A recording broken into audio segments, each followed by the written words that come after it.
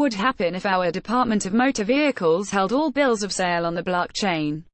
This was the first of several possible use cases mentioned by Rep. David Schweikert, R.A.Z., during his keynote address on Day 2 of the D.C.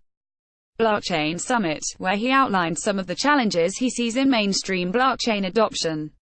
One of his chief concerns surrounded regulation, the Congressional Blockchain Caucus co-chair told the audience. While wider adoption of blockchain technology will require some guardrails, too many requirements could inhibit innovation.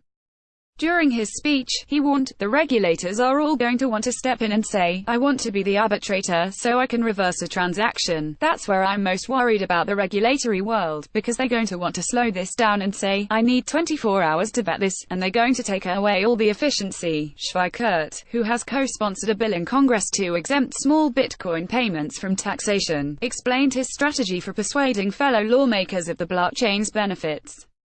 How do I take 435 of us in Congress?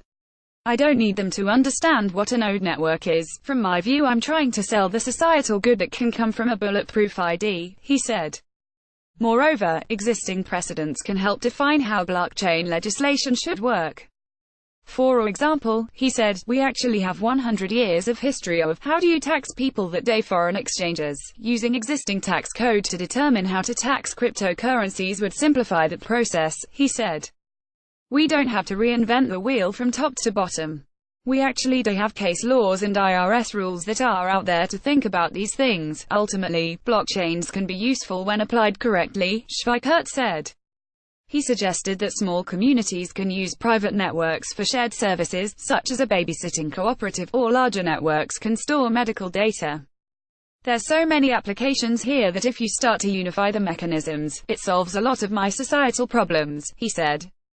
Photo via Annalise Milano for CoinDesk.